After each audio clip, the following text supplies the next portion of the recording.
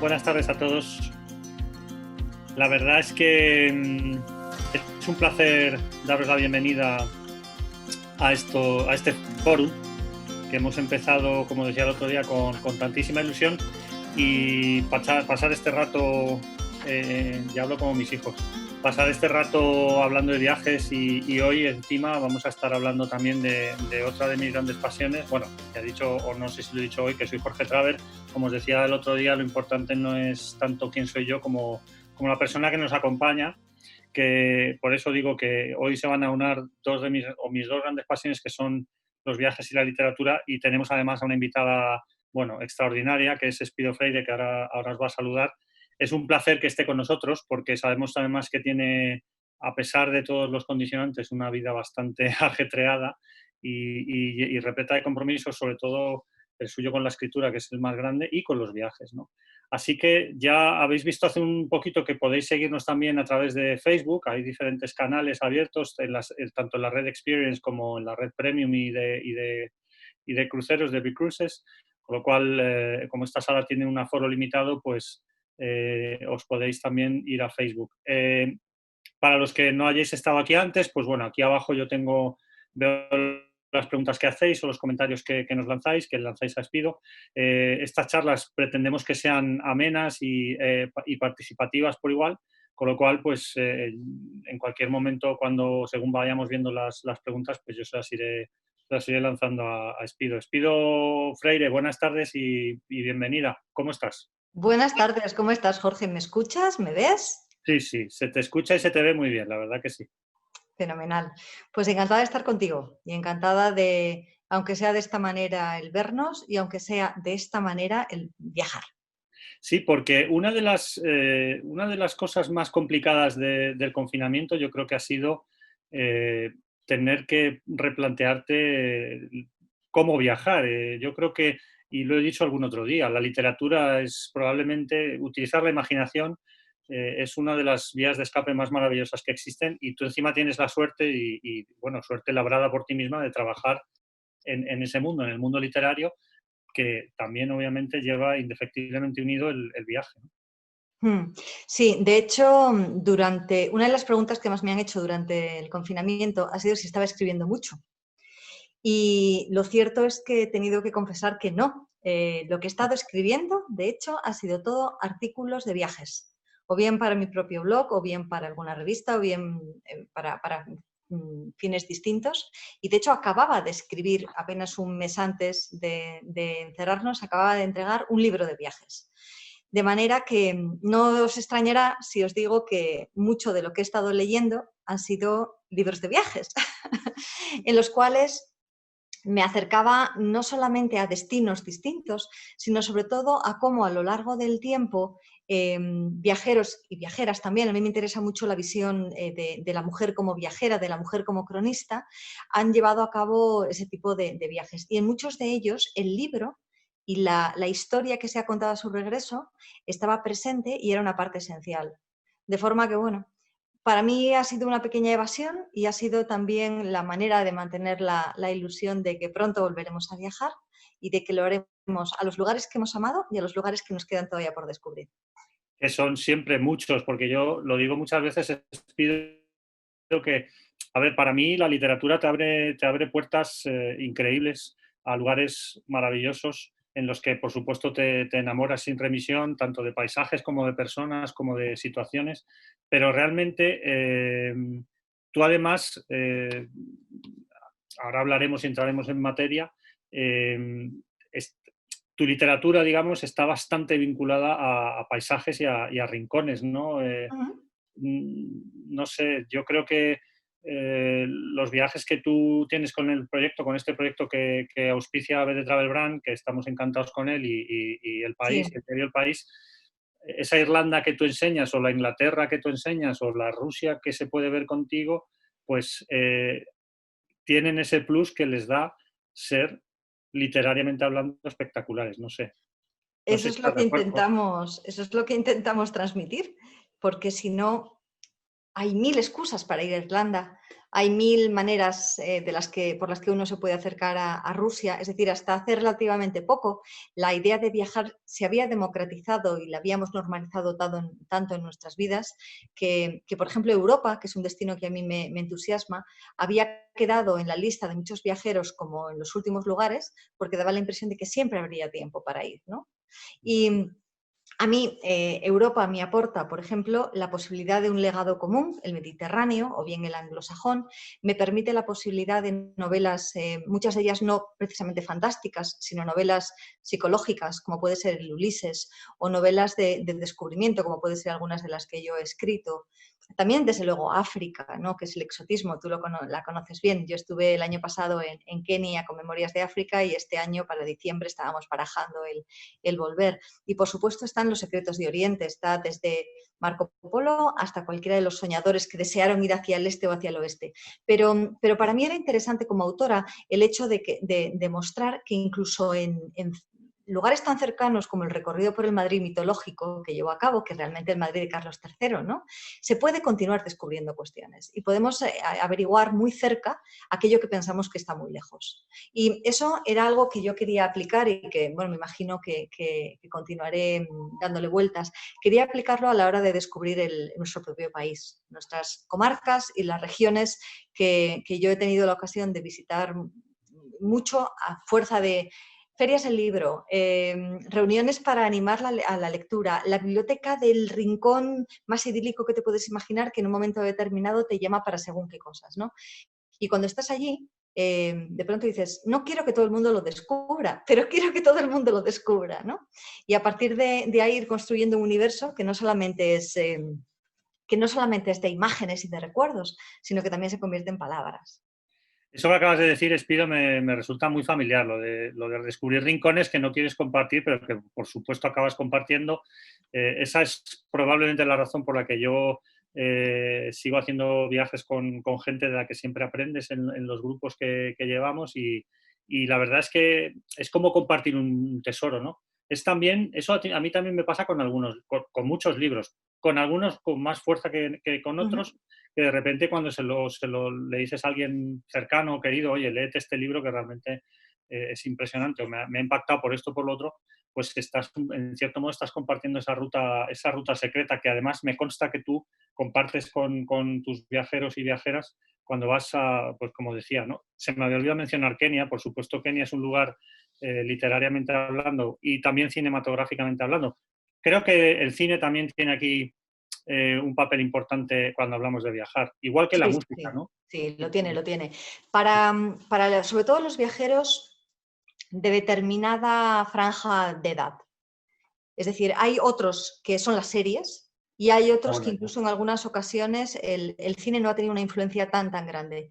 Pero hay una franja de edad que fue la que vivió años dorados de Hollywood y sobre todo vivió el cine de barrio. Vivió el salto también de un cine de calidad en el barrio a esa misma programación de cierta calidad a la televisión, ¿no?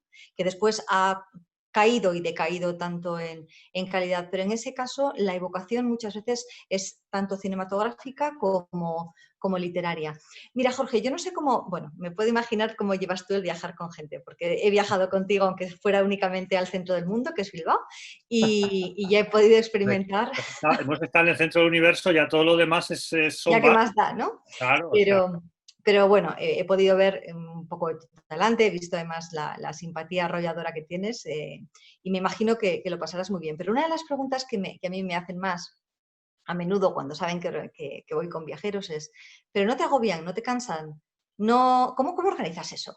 Es decir, tú eres una guía, no eres una guía, y lo interesante es explicar que realmente yo me siento una anfitriona, ¿no? Casi una geisha. Lo de geisha tiene otras connotaciones, sí. Conviene no repetirlo mucho, pero bueno, no, pero Geisa bien entendido, cuidado que claro, yo, de entretenimiento. claro, Del cuando entretenimiento con la música, con la literatura, Entonces, literalmente es eso, es acompañar a los viajeros. En mi caso, tenemos un guía que se encarga de las cuestiones más prácticas, que pueden solventar desde los hoteles hasta cualquier otra cosa, pero después el resto del tiempo tiene que ver con compartir y con recoger aquello que han visto durante el día, ¿no?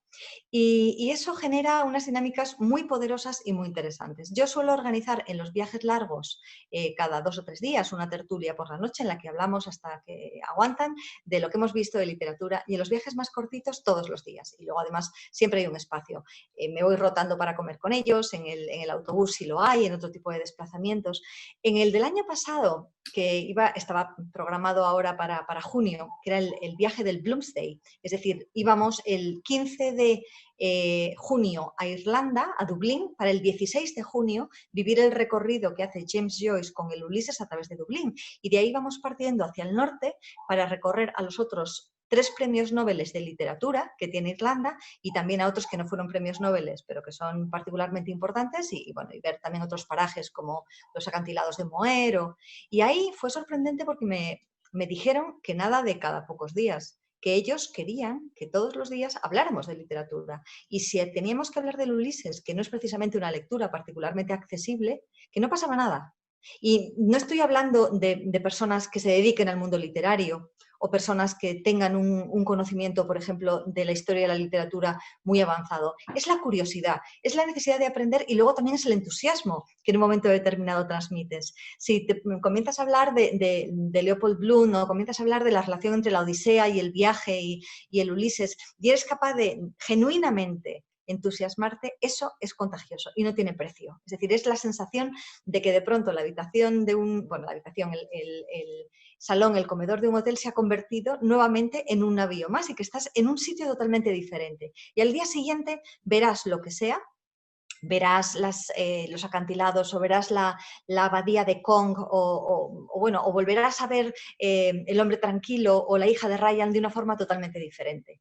Y a mí eso, de verdad, es lo que me lleva a viajar con gente, y es lo que me lleva a compartir los viajes. No disfruto de la misma... A ver, disfruto viajando sola, viajo mucho sola, o viajo con Nika, con mi fotógrafa, pero la sensación de compartirlo, de transmitir algo que tú sabes, ese lugar que, como tú decías antes, de pronto has conocido y dudas entre si transmitir o no transmitir, siempre gana el transmitir, de una forma o de otra. Siempre, siempre, siempre, es verdad.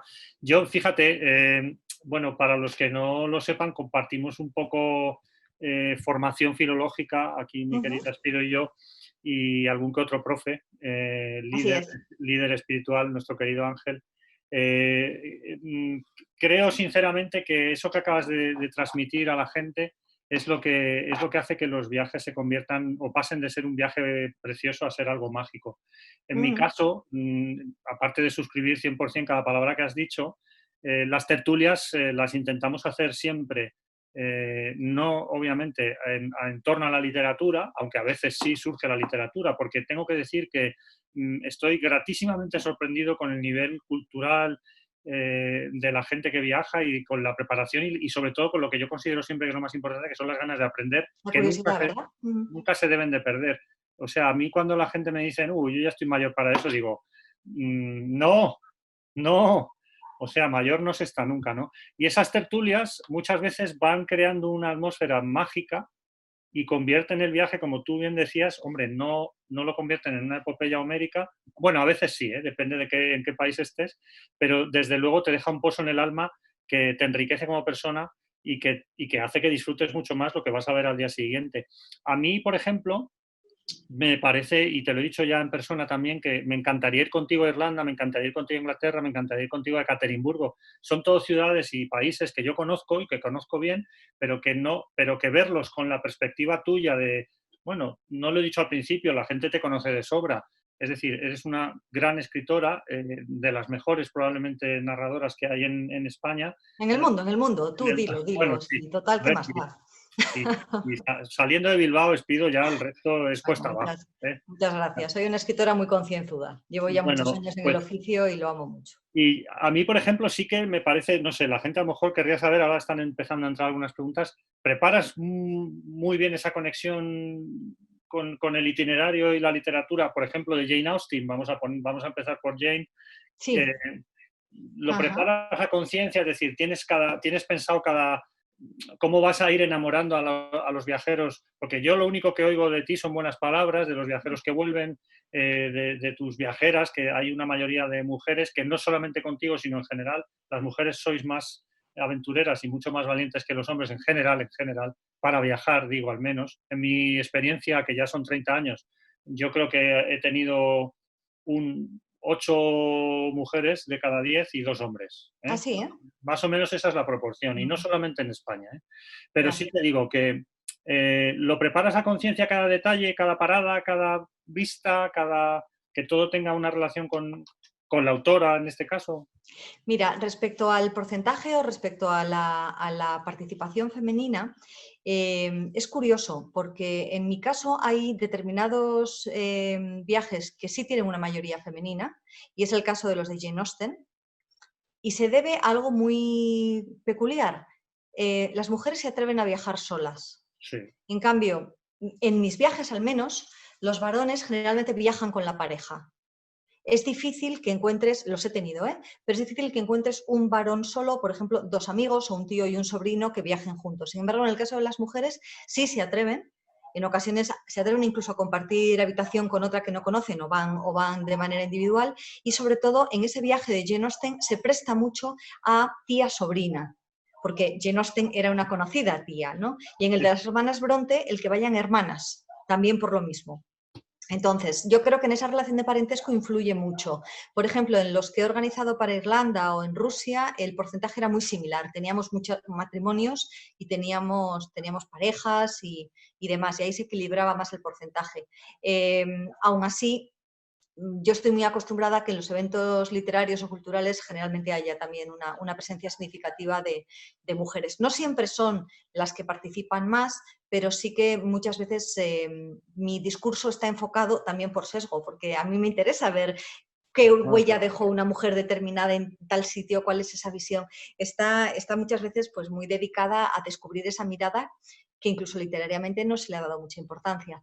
Mira, yo preparo los viajes en base a esos viajes los he realizado ya. Entonces, en base en lo que a mí me ha interesado y de lo que he ido leyendo, los preparo. Y mientras estoy realizando el viaje, generalmente vuelvo a leer el libro o los libros. En el caso de las Bronte de Jane Austen son muy pocos. Jane Austen escribió 6 grandes novelas y las hermanas Bronte en total más o menos las mismas, 6, con un libro de poesía y demás. Entonces, como yo les hablo mucho de la creación, del proceso de creación, empiezo a descubrir según qué detalles. Y eso sí que los comparto según va surgiendo con el propio viaje. El viaje de Jane Austen es el que he realizado en más ocasiones. Escribí en su momento un libro que se llamaba Querida Jane, querida Charlotte, y ahora lo voy a reeditar únicamente la parte de Jane Austen, que fue el libro que terminé ahora en febrero y que tenía que haber aparecido estos días, pero bueno, ya apareció. Ah, sí, yo me lo pensaba haber leído en la cuarentena, Espido. A Ya. ver, claro. Sí, además que te lo dije, cuando estuvimos en Sí, Bilbao justo antes de que nos sí, confinaran, te comenté sí. que lo acababa de entregar. Era un libro además que se había escrito por petición de los propios viajeros, que no encontraban el anterior. El anterior, cuando lo volví a leer, se me cayó de las manos. Era un libro mucho más ingenuo, con una aproximación a la autora también pues de una chavala de 30 años, que tiene la frescura de los 30 años, pero claro, 15 años más tarde lo que yo quiero incorporar a esos viajes realizados, a ese conocimiento de la obra es diferente, ¿no? Entonces, con el caso de Jane, no te voy a exagerar, pero es casi como si fuera casa de mis abuelos. Me lo creo, me lo creo.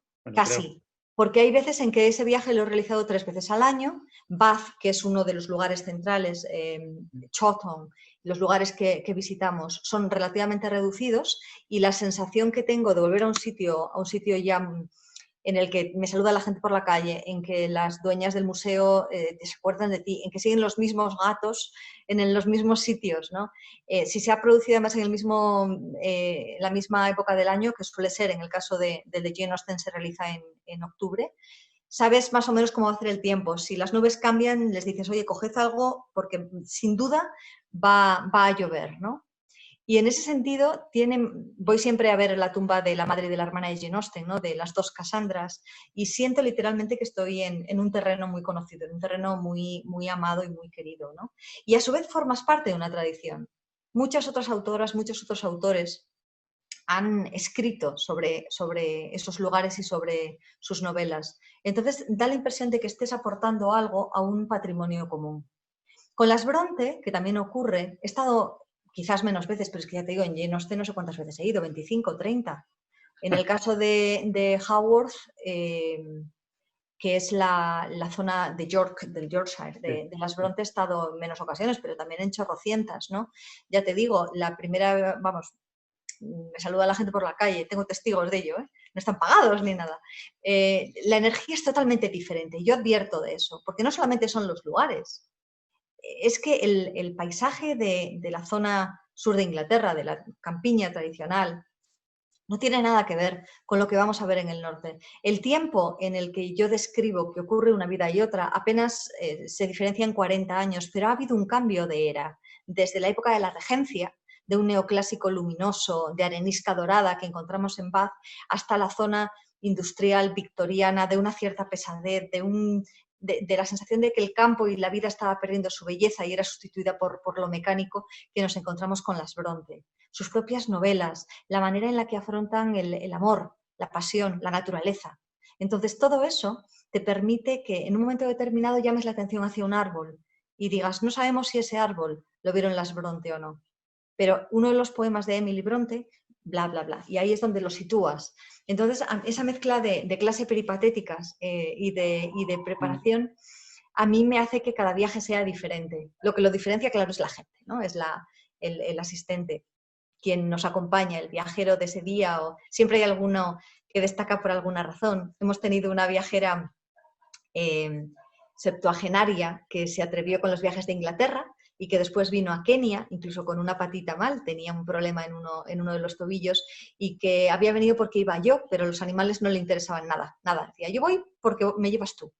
Y sin embargo, frente a un elefante tuve la sensación de animal totémico, ¿no? Tuve la sensación de que estaba donde tenía que estar. Eso no nace de mí, eso lo origina ella, con su buen humor, con su sensación de curiosidad, de descubrimiento. Y también luego tuvimos una señora octogenaria, una maravilla, no se puede ser más elegante ni más cariñosa, que vino a Irlanda y que la sensación de cómo veía ella el mundo desde esos 80 y pico años aportó muchísimo al grupo, porque no tenía nada que ver su experiencia, lo que a ella le habían contado de Inglaterra, lo que a ella le habían contado de qué se podía y no se podía hacer, ¿no? Respecto a lo que yo estaba contando, a lo que suponíamos. Eso también te obliga a ser más sensible respecto a zonas que son accesibles o no, por ejemplo, ¿no?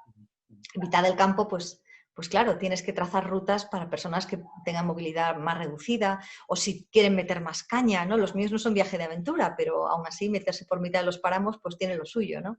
O te obliga, tampoco son viajes gastronómicos, pero Inglaterra, por ejemplo, e Irlanda también, tienen muy mala fama respecto a la comida. Sorprenderles con un cordero a la menta o decirles, tenéis que ir a ese sitio que para un lunch determinado, empaquetado en media hora os va a funcionar bien. O tenéis que ir a tal sitio en Haworth que os van a poner el plato típico, el Yorkshire pudding peculiar de aquí, además el señor es encantador. O tenéis que... Eso es lo que hace que para mí, sin prepararlo, sino que hablando de los recuerdos, el viaje sea especial. Les pido, o sea, a ver, o sea, que disfrutas como una enana. Yo sí. Mira, yo tengo una edad, Jorge, en que ya las cosas que no se disfrutan, ¿para qué? Habiendo comida, habiendo lectura, habiendo música, ¿para qué moverse si no se disfruta? Sí, yo estoy muy de acuerdo, por eso nos tuvimos que ir a Bilbao, porque Ya, es un sitio también mítico, mitológico casi en cuanto a la comida, ¿no? Un sitio que adoro. Mira, Mari Carmen Alcaraz te pregunta, bueno, dice, hola, Espido, una frase tuya fue, tanto en los viajes que organizo como en lo que escribo, hay una experiencia transformadora. Y te pregunta, ¿cuál ha sido el viaje que más te ha transformado y en qué sentido? Sí, yo creo que un buen viaje, como una buena lectura, tiene que lograr que no seas el mismo cuando regresas. Tiene que lograr que cuando abras la puerta de casa, como me pasa a mí, quieras cambiar los muebles. O de pronto te ves cuenta de que ese color ya no encaja. O te ves cuenta de que tu pareja no encaja. O que el trabajo que habías tenido hasta ahora, de pronto le quieres dar un giro. A veces la transformación es más chiquitita, ¿no? Es darte cuenta de que habías logrado, en el caso, por ejemplo, de muchas mujeres, de hacer sola un viaje. Algunos de los viajes que llevo a cabo, por ejemplo, sí me comentan que son transformadores porque son la superación por el duelo de un ser querido, o se han atrevido después de un divorcio o una separación a hacer algo solas por primera vez, o en el caso de los hombres, alguna vez también me comentan que siempre habían querido hacer ese viaje pero no habían encontrado con quién, ¿no? O abordan un aspecto diferente de, o se atreven a escribir por primera vez. Eso es una transformación como muy inmediata.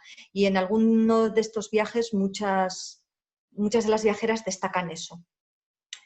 ¿Cuál ha sido el viaje que a mí me ha transformado más? Uf, no lo sé. Del de Kenia volví muy tocada. Sí, ¿por qué?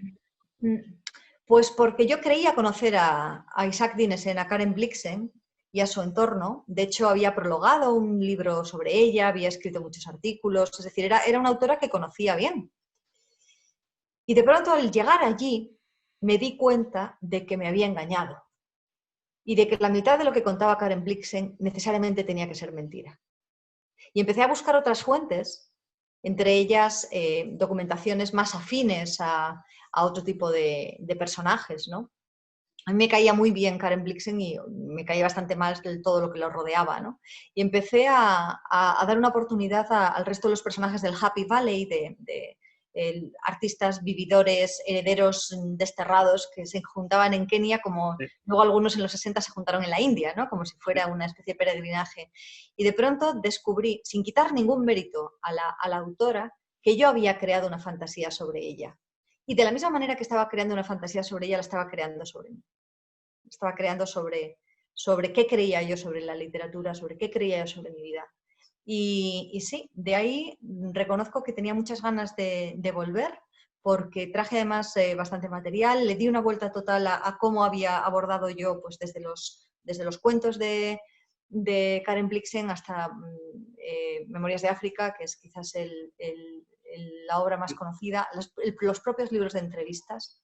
Era una cuentista, era una fabuladora, por lo tanto era una mentirosa profesional. Sí, Y claro. mentía más cuanto más decía la verdad. Ya. Ese fue muy transformador. Y luego de niña, el primer viaje que realicé solita, sin mi familia, que fue a Roma para cantar, con 14 añitos y medio, ese viaje fue ese y el siguiente que hice a Alemania con 14 años y medio. O sea, todavía no había cumplido los 15. Esos dos fueron absolutamente reveladores para mí.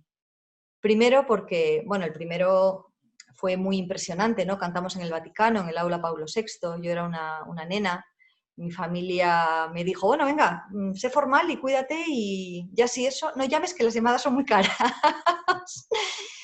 Y descubrí, pues, no solamente la Roma clásica, romana, que me había gustado tanto descubrir cuando era una niña a través de los cuentos y de las películas, sino que descubrí que era viajar sola. Y aquello, cuando regresé, fue la sensación de que había otro mundo fuera y que yo no me podía quedar en donde había nacido. Que efectivamente que lo que sospechaba, que los límites eran mucho más amplios, estaba ahí. Y el de Alemania lo fue por otra razón, porque fue una especie de viaje al futuro, ¿no? Un viaje en el que empecé a descubrir tecnología, maneras de enfrentarse al mundo, de organizarse, incluso los propios teatros, la manera de funcionar era totalmente diferente a la que yo conocía. Y claro, eres adolescente, es cuando más marca todo, ¿no? Yo creo que sí. Mira, fíjate, yo tengo aquí un libro que lo voy a enseñar así para que la gente lo vea, que es un libro de edición Hombre, malí. Sí, pero este libro a mí me lo regalaron, esta es la edición original, en el año 77, 78 quizá. O sea, estamos hablando que yo eras un tenía crío, sí, un 7, adolescente, no, no, 7 años, no, adolescente no.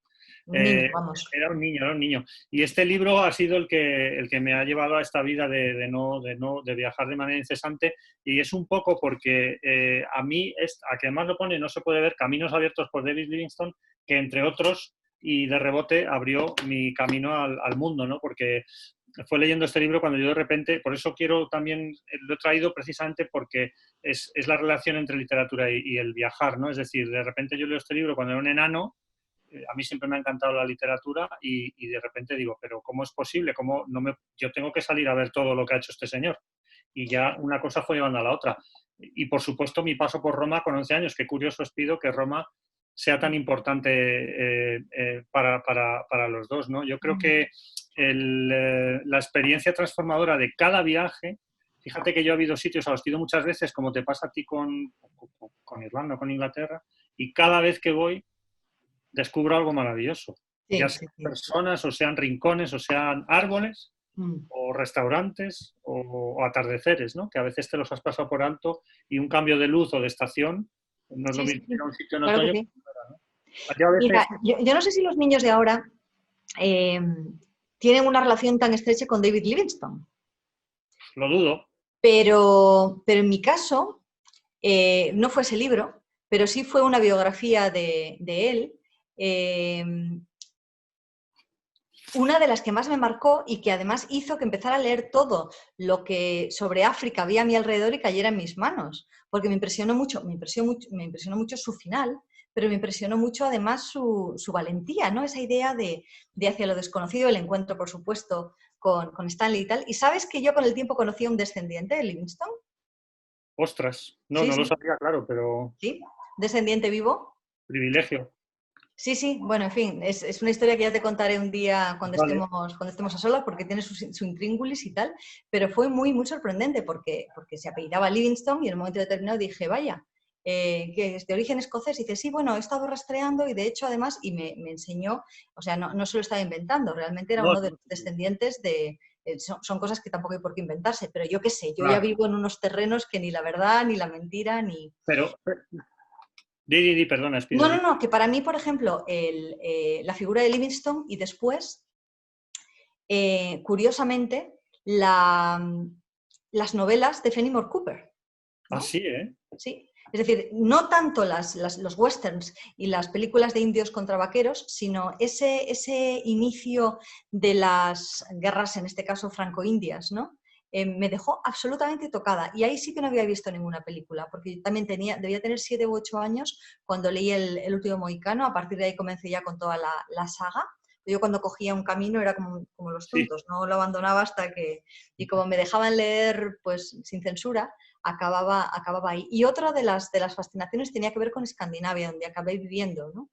Porque después de haber leído la saga de Eirik el Rojo, después de haber leído Beowulf, no puedes evitar el soñar con esos montes y con esos glaciares y con esos de allí, por allí acabé. Joder, tú fíjate, la verdad es que, bueno, yo es que, vamos, adoro Escandinavia desde, vamos, bueno, de hecho voy allá a nadar en hielo, o sea, calcula. Tampoco hace falta, ¿eh? No, no, no, que sí lo hago de verdad, que eso lo hago de Sí, no, verdad. no, no, sí estoy segura de que lo haces, pero vamos. Pero hay que irse al Círculo Polar Ártico, es una auténtica experiencia transformadora también por muchos motivos que ya en otra tertulia los hablaremos, pero es una gozada. No, yo te iba a decir que a mí, por ejemplo, lo que estabas contando antes de los entornos, a mí, cuando yo llego al trozo de Zambia, o sea, Zambeze, y siento a David Livingstone, o sea, eh, no sé cómo explicarlo, pero cuando oigo Mosio y Tunia por primera vez, como ellos lo llaman, a las cataratas, el ruido de las cataratas, ¿no? Ese ruido que le guió a él hasta allí, en fin, hay muchos momentos. De hecho, el parque tiene hasta una estatua suya, el Parque de las Cataratas Victoria, porque es él, ¿no? Y aunar esa transformación a través de la literatura en los destinos me parece de lo más maravilloso que hay en la vida. Y en ese sentido, te están preguntando desde Facebook si, por ejemplo, esos viajes al mundo de Jane Austen te han hecho sentir una conexión especial con ella, al margen de la profunda admiración que obviamente todos sabemos que sientes por ella, no es la única, no estás sola, ¿eh? Pero tú sientes esa conexión especial con ella. Es que creo que ya la sentía. Es la sensación de visitar a una vieja amiga y conocerla más. Bien. Entonces, yo recuerdo el momento en el que empecé a interesarme mucho. O sea, ya no era un interés, sin más. Empezaba a convertirse quizás en un objeto de estudio, de tesis o de cualquier otra cosa, entre Jane Austen, las Bronte, Emily en particular. Luego ya el interés fue derivando por otro lado. Y Virginia Woolf, ¿no? Es decir, con unas comienzo el siglo, con la otra finalizo el siglo, y en medio están esas tres hermanas que son un misterio. Y hay varias cosas que me entusiasman de ellas, que son la influencia del padre, en los 5 casos, la influencia o no de las parejas que tienen, ninguna de ellas tienen hijos. Charlotte muere embarazada, pero no llega a tener hijos. Y después, en el caso de Virginia, era otra cosa, ¿no? Pero la sensación de que nada antes de ellas justificaba el que hubieran surgido de la nada. Luego empiezas a investigar y te das cuenta de que no es tanto de la nada.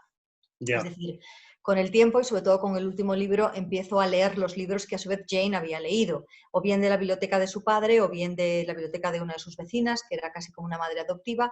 Empiezas a ver la importancia de las bibliotecas móviles, locales, para, por ejemplo, las Bronte y, por supuesto, en el caso de Virginia Woolf, de su cultísimo padre, del entorno del círculo de Bloomsbury y todo lo demás, ¿no? Pero siguen siendo mujeres con una brillante de pensamiento que a mí me deslumbra y que, sobre todo, quiero formar parte de una tradición en la que ellas están enclavadas. Después empiezo a unir a otras, como puede ser el caso de Teresa de Jesús, por ejemplo, que es también otra especie de brillo deslumbrante en mitad de la casi nada, y empiezas a notar y a descubrir que tampoco es así. Es decir, que en esos momentos hay una serie de mujeres, generalmente de origen noble o de una nobleza menor, que han tenido acceso a las novelas de caballería, que a partir de ahí han creado su propio mundo y que ese mundo se refleja en el mundo del convento y en el mundo de la mística, ¿no? En el caso de las Bronte, encontrar cuáles son los puntos de conexión con la fantasía, no las novelas de caballería, pero sí su reino de Angria y de Gondal y demás, también es clave. Entonces, la unión entre la ficción y la no ficción, que a mí en esos momentos me tenía, cuando empezaba a escribir, cuando era una chavala de 17, 18, 20 años, ¿no? Me acercó mucho a ellas, intentar comprender cuál era el misterio, en particular en el de las Bronte. Y eso hizo que la conexión vital y emocional fuera muy, muy, muy estrecha. También porque yo no cometía el error de pensar, ay, yo quiero ser como Emily Bronte, ay, yo quiero ser como Virginia Woolf, en general porque acababan todas regular. Es Sí, decir, sí, tirando a mal, tirando a mal. mal. Es decir, morían jóvenes, desnutridas, una de ellas con enfermedad misteriosa, la otra suicida. Es decir, no eran vidas fáciles. Y en el caso de Jane Austen era una vida más anodina, pero en el caso de las otras se mezclaba el sentimiento de ser muy superiores a su medio, con un medio en ocasiones muy mezquino y muy, muy inmovilista, ¿no? Y ahí es donde se genera el vínculo, como digo, en particular con esas 5 autoras, pero hay muchas otras. En España están Concepción Arenal, Rosalía de Castro, Emilia Pardo Bazán, como las 3 que también en el siglo XIX empiezan a enfocar hacia donde yo quiero estudiar. Y en el momento contemporáneo creo que puedo hablar con cierta solvencia de un buen número de autoras del siglo XIX y mi otra gran pasión es Shakespeare, ¿no? En Shakespeare comienza y acaba todo, tanto en filología inglesa como en teatro, como en muchas cosas. Y luego, claro, voy incorporando amores. Ahí está Karen Blixen, ahí está Oscar Wilde, ahí está Oscar. Seamus Heaney, no sé, es que no me quete. Y luego, si abrimos ya el gran baúl de la literatura rusa, ¿para qué más? ¿No? Mira, precisamente te preguntan si has pensado organizar algún viaje a Inglaterra de Virginia Woolf. No sé. Sí. ¿Está en Y cartera? de hecho hay varios que quería ir centrando en Inglaterra porque es un destino cercano, es un destino que todavía hay muchas áreas fuera de Londres o fuera de Escocia, ¿no? Que quedan por descubrir. Está, por ejemplo, el Cornualles del Rey Arturo, que es una zona deliciosa, es decir, tiene está Tintagel y está todo el eco de... Está Nottingham. Es verdad que se ha destrozado gran parte del vínculo que se podía tener con Robin Hood, ¿no? Pero continúa teniendo esa evocación mística. Están los grandes lagos, está la zona alta y la zona baja. Y está, por supuesto, toda la parte itinerante, tanto de las mansiones como otras más relacionadas con Virginia Woolf. De hecho, hay tengo alguna ruta esbozada. El único problema que tiene ese tipo de viajes es el combinar un grupo que sea manejable y al mismo tiempo la independencia que muchas veces requiere la experiencia de ese propio viaje, ¿no? Pero bueno, hasta ahora lo hemos solventado muy bien. Sí. A mí, por ejemplo, Wordsworth me gusta muchísimo y la verdad es que a veces cuando voy al Lake District, ver su tumba en Grasmere es, bueno, su tumba que suele ser el punto de partida del peregrinaje, sí. Pero es tan, y bueno, no está tan lejos de algunas de las autoras de las que estamos hablando hoy, pero no. Bueno, de hecho estaba geográficamente bastante cerca en algunos momentos de su vida, pero realmente creo que Inglaterra en concreto, pero bueno, todas las islas británicas tienen una raigambre literaria, bueno, España también la tiene, cuidado, ¿eh? Es lo que te iba a decir. Sí. Aquí tenemos una labor fantástica y espectacular por realizar y por desgracia muy poco apoyo. Muy poco apoyo por parte de Patrimonio y muy poco, pero si empezáramos a rentabilizar en la manera en la que lo han hecho los anglosajones nuestro turismo literario, nuestra capacidad de generar historias, tanto en teatro como en poesía, sería inacabable. Sí tenemos algunas casas museo, pero no es comparable a lo que yo he encontrado, por ejemplo, en Bath, ¿no? En Ya. Bath me estabas comentando si cada vez descubro algo nuevo. Hace muy poco descubrí, la conocía, pero no había hecho el clic, ¿no? La conexión con Mary Shelley, Frankenstein y Bath. Entonces, de pronto, claro, la cosa dinamitó, porque casi, es decir, no coincidieron en el tiempo. Jane se había retirado ya, había vuelto casi a la localidad en la que había nacido, no a Steventon, pero sí a Chawton, cuando estaba allí Mary Shelley, su hermana, intentando escapar un poco del escándalo, recuperándose de un aborto, de según qué problemas, y escribiendo Frankenstein en Bath, ¿no? Entonces, con Wordsworth pasa lo mismo. Hace poco hablé además de él, no me acuerdo con motivo de qué, en uno de los directos, estuve hablando de los poetas, de determinados poetas románticos. Todo el mundo conoce a Lord Byron, todo el mundo conoce pero Coleridge, Wordsworth, que forman parte también de nuestra memoria colectiva, que han influido en tantos poetas y que han configurado, como Goethe, ¿no? nuestra visión de la naturaleza, de lo meritorio que ver del propio viaje. Descubrir eso con alguien que está interesado es fascinante. Sí, la región de los lagos, el distrito de los lagos es de una belleza. Bueno, no Que te tengo, pilla buen tiempo. si te pilla buen tiempo, yo no tengo palabras. O sea, dar paseos por allí es como estar en otra dimensión, pero vamos, a todos los niveles. El alma se enriquece muchísimo allí. Yo estoy, vamos, es una gozada. Pero, Espido, hemos estado hablando de muchas autoras. A mí, por ejemplo, voy a hacer un pequeño inciso que además también es muy literario, porque Amelia Earhart no deja de ser una figura que ha trascendido los límites de la vida humana para convertirse en casi mitológica. Y a mí, por ejemplo, por completo error, cuando era muy jovencito y pisé los desiertos africanos por primera vez, siempre tenía la esperanza de encontrar los restos de aquel avión, ¿no? Y era una viajera que además, por mi vínculo familiar con el mundo de la aviación, pues me parecía absolutamente increíble. Pero, como te decía, hemos hablado de muchas autoras, pero hay un viaje que haces tú a Rusia, vamos, que nos llames Alejandra, que nos cuentes un poco. Sí, en ese no seguimos a ninguna autora.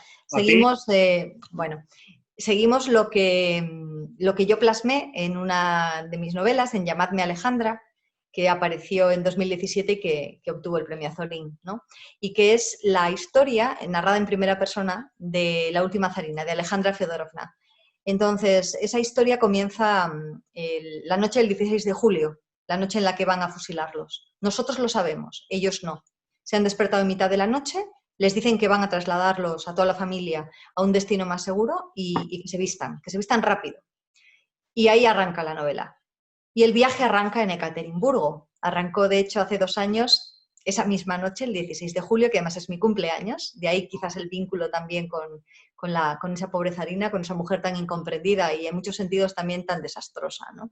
Y de ahí vamos a Moscú, el llamado corazón de la tradición rusa, y donde tenían lugar las ceremonias religiosas de cierta entidad simbólica, y finalizábamos en San Petersburgo, donde estaba la vida cotidiana y donde estaba el ojo ruso, o sea, el brilli-brilli, la sensación de esplendor y aquello que acabó por dinamitar un imperio que estaba ya decadente después de 300 años de los Romanov, ¿no? El ver la magnificencia de esos palacios que han sido reconstruidos con todo mimo y compararlo con la situación real que debía vivir la mayor parte de la población, ¿no? Aunque la revolución estuvo muy encabezada por clases medias y por estudiantes, hace que entiendas también muchas cosas. Mucha gente ha estado en Moscú, mucha gente ha estado en San Petersburgo, incluso ha recorrido en cruceros la zona del Báltico, ¿no? Sin embargo, menos gente ha estado en Ekaterimburgo, realmente porque hay poco que ver. Es decir, Ekaterimburgo es un viaje más de una experiencia de conocer. Perdona, si me permites, Ekaterimburgo es muy transiberiana, ¿eh? Es lo Sí, que sí, sí. también, ¿no? O sea, cuando De haces hecho, el era el transporte. eje, por eso habían acabado allí, Claro, ¿no? efectivamente. A partir de ahí empieza ya, son los Urales, pero comienza ya la puerta hacia lo que incluso para ellos era el lejano este, ¿no? Y Rasputín además procedía más o menos de esas tierras. Él les había amenazado a los zares que si en algún momento él caía, ellos caerían después, lo cual es una buena forma de asegurarse que te protejan, ¿no? Pero bueno, acabó siendo así. Él siempre decía que era un campesino siberiano, pero realmente también era un personaje mitificado así a sí mismo, construido a sí mismo. Quien haya ido a Ekaterimburgo va a encontrar ahora mismo una ciudad en plena eclosión, con un crecimiento vertiginoso. Es decir, entiende también muchas de las cosas que están ocurriendo en Rusia y que desde aquí resultan incomprensibles, y que si se recorren lugares tan abiertamente turísticos como los más occidentales, posiblemente te pierdas, ¿no? Nosotros llegamos allí el día del centenario del asesinato de los zares, que ahora son santos de la Iglesia Ortodoxa rusa. La Iglesia de la Sangre Derramada, que se ha construido en el lugar en el que fueron fusilados, es una obra maestra kitsch, pero que explica muy bien cuál es la relación entre la muerte, el pasado y el arte de según qué rusos, ¿no? Y es muy curioso porque al ser santos, tú te encuentras a los zares vestidos de fiesta, vestidos de gala, vestidos ellas de enfermeras de la Cruz Roja, con el nimbo alrededor, en escenas cotidianas, como verías a, yo qué sé, pues a San Francisco hablando con las avecillas. Y para mí para la mentalidad occidental resulta muy, muy chocante. Y bueno, hace 2 años encontramos un peregrinaje como yo creo que no había visto. Si lo había visto era cuando era una niña y eran zonas muy, muy rurales de Galicia. Es decir, eran miríadas y miríadas de campesinos, sobre todo mujeres, vestidas de una manera muy peculiar, siguiendo a los popes y siguiendo a los distintos sacerdotes debajo de estandartes para ir a pedir favores y a venerar los restos de sus santos, ¿no? Y sus santos son precisamente las grandes duquesas, el zarevich y los zares. Fíjate. Y esa experiencia que se repite esos días, ¿no? Con el jubileo y con esa sensación de unidad, fue el pistoletazo de salida de un viaje muy rico en sensaciones que nos iba llevando de una emoción a otra, desde el desprecio hasta la compasión por esa familia, la sensación de irrealidad que vivían, la reinterpretación posterior de una historia, la sentimentalización también de la historia de Anastasia, ¿no? Y de la esperanza. Nosotros vemos primero dónde los enterraron de manera transitoria, después vemos dónde están enterrados, visitamos la fosa, pues hacemos el recorrido que hicieron esa noche después de fusilarlos en la casa Ipatiev para deshacerse de los cadáveres, ¿no? Y eso es muy conmovedor. En pleno verano, en el momento en el que ellos lo sufrieron, con la sensación de que los que lo habían sido todo, de pronto no eran nada. Y al no ser nada, se podían permitir el pisotearlos y el degradarlos, ¿no?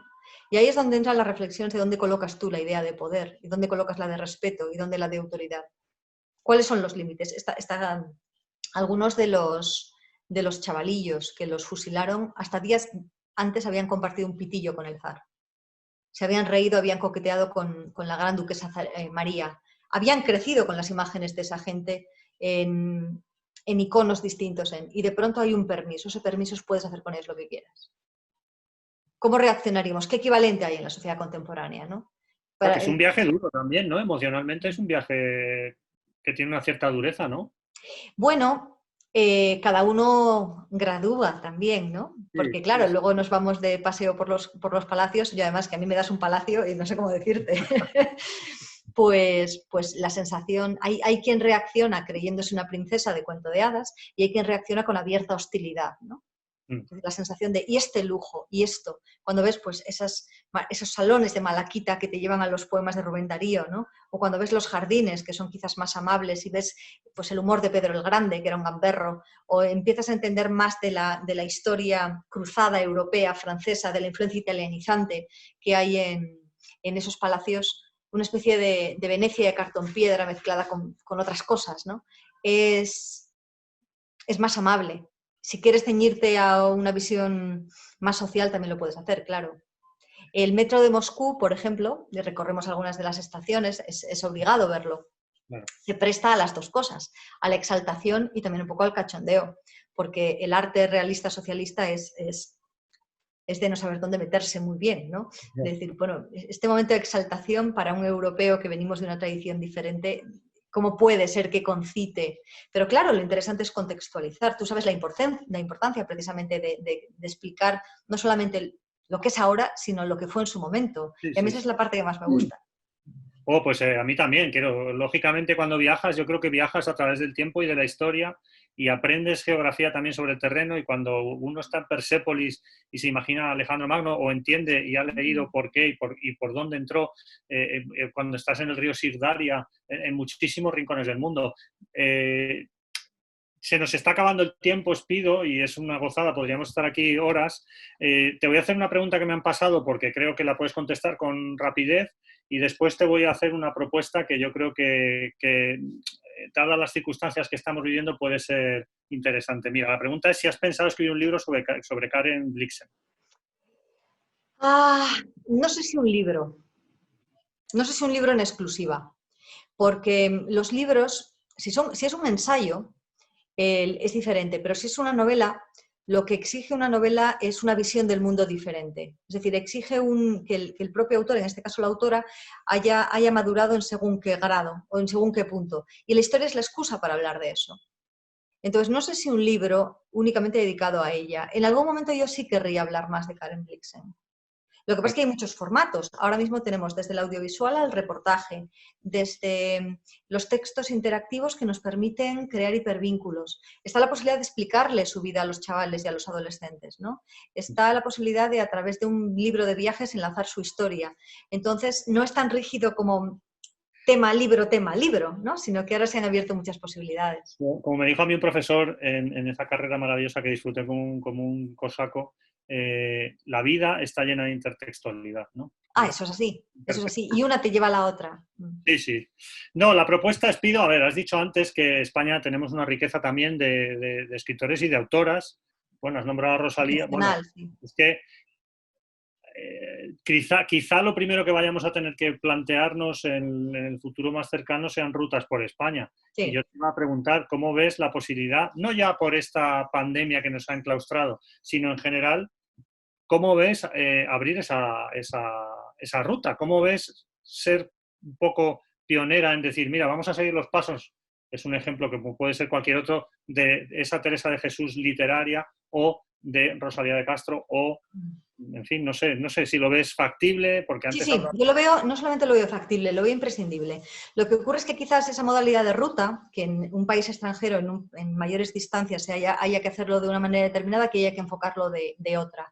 En el caso de Teresa de Jesús existe ya el recorrido, se llama Huellas de Teresa, pero tiene un contenido eclesiástico, es una especie de peregrinación. Cuando yo escribí en 2015, creo que fue, sí, en 2015, para Vos Nací, me planteé el hecho de hacer algo parecido y por supuesto que se puede, ¿no? Pero está ya establecido según unas normas, habría que darle una vuelta. En el caso de Rosalía de Castro, que fue un libro que comencé y que ha quedado interrumpido, no solamente en Padrón, sino en Madrid y en los lugares distintos en los que vivió, incluidos los campos de Castilla, es muy interesante que se pueda hacer algo. Y yo tenía planteado ya un viaje que se mantendrá, espero, cuando se pueda, que no es tanto un viaje como una estancia y que tiene que ver con el mundo de Jane Austen, España y la lavanda, ¿no? Anda. Pero claro, fíjate, es que tenemos microclimas distintos, tenemos valles, tenemos costa, hay un lugar que yo es de los que quiero visitar cuando nos permitan volver a desplazarnos dentro de España y fuera de Madrid, porque en Madrid quiero ir al Jardín Botánico en cuanto pueda ir. Tengo obsesión con él, no sé por qué. Es una gozada. Ya.